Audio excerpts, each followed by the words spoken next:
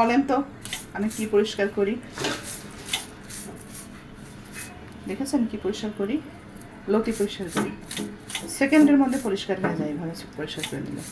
যারা লতি খান না পরিষ্কার করার ভয়ে, তারা কিন্তু এভাবে লতি পরিষ্কার করে নিতে পারেন। লতি দেখেছেন কতটা ময়লা লতি, এই ময়লা লতি। এটা কি বলেন তো? তার থালা বাসন মাজা যে তার আছে, থালা বাসন মাজা যে তার আছে, সেই তার দিয়ে আমি এভাবে পরিষ্কার করে নিচ্ছি।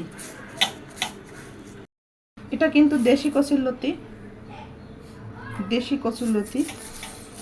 এদিক দিয়ে ধরতে হবে এভাবে।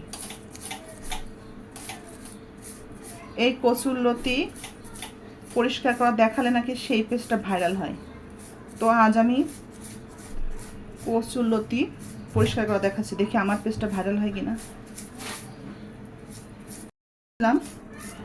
দেশি কচুর লতি, এটা যদি আপনি বটি দিয়ে ছাড়াতে যান, এইগুলা এই দেখেন কি বের হয়েছে। হ্যাঁ, এগুলা কিন্তু এর বডিতে ছিল, তো এটাই ফেলে দিতে হবে, তাই না, পরিষ্কার করে। তো বটিতে যখন কাটতে যাবেন তখন এটা কিন্তু পরিষ্কার করা একদম সুন্দর হবে না, এত সাদা হবে না, এত চকচকা হবে না। তো সব থেকে ভালো পদ্ধতি হচ্ছে তার দিয়ে ভেবে পরিষ্কার করা।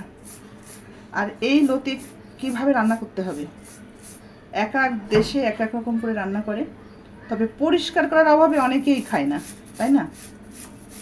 আপনারা কি একমত আমার সাথে? পরিষ্কার করার অভাবে কে কে বাড়িতে লতি নিয়ে আসেন না? ছোট মাছ কাটার অভাবে কে কে বাড়িতে ছোট মাছ কেনেন না? কমেন্ট করে যান তো দেখি। গল্প করতে করতে দেখেন কতগুলো কি সুন্দর করে পরিষ্কার করে ফেলেছি। এটুকু কেটে ফেলে দেবো এটা।